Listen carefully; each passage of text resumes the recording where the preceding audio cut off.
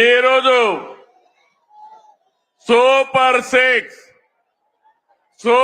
Hit సభకు తరలి వచ్చిన మీ అందరికీ అభినందనలు. 15 నెలల పాలనపై కూటమి నిర్వహిస్తున్న తొలి సభ అదరగొట్టింది. అవునా కాదా అని అడుగుతున్నా.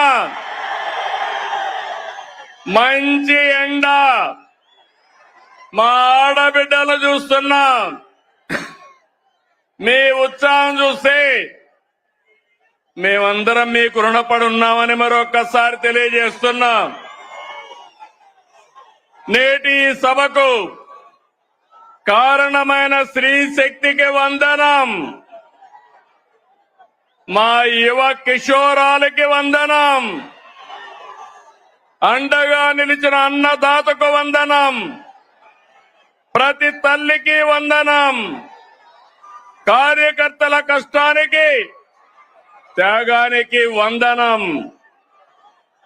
తమ్ముళ్ళు,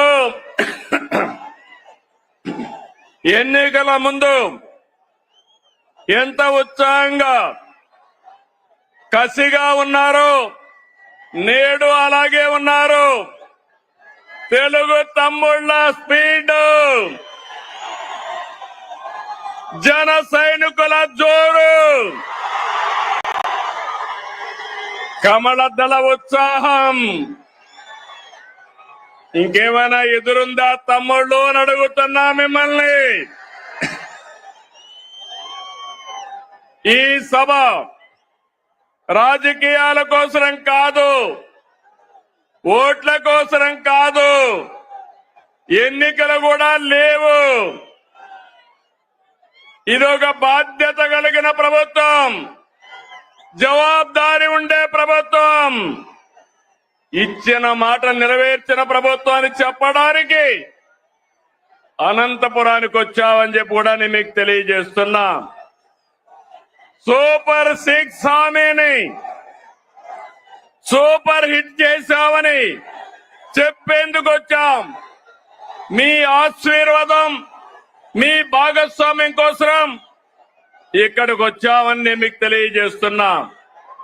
ఇప్పుడే కేశవ్ గారు చెప్పారు, బాధ్యత అంటే నేపాల్లో ఆందోళన జరుగుతున్నాయి.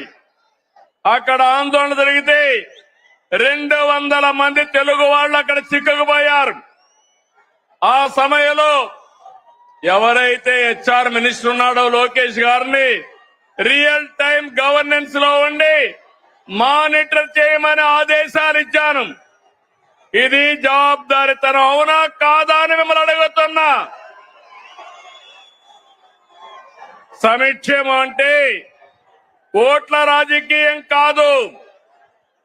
సంక్షేమం అంటే తాత్కాలిక అవసరాల్ని తీర్చడం కూడా కాదు.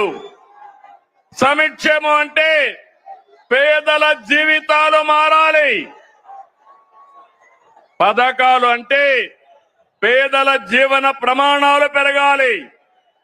అందుకే అన్ని వర్గాలతో చర్చించి 2024లో సూపర్ 6 హామీ మీకు ఇచ్చాం.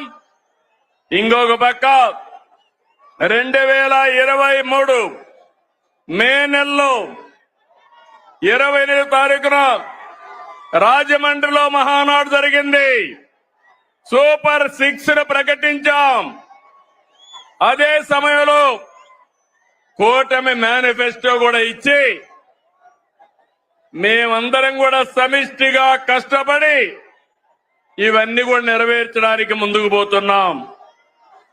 2004 ఎన్నికలు చరిత్రను తిరగా రాశాయి. తమిళలో కని ఇని ఎరుగని రీతిలో 57% ఓట్లేశారు. 94% స్ట్రైక్ రేట్ వచ్చింది. 164 సీట్లు గెలిపించారు.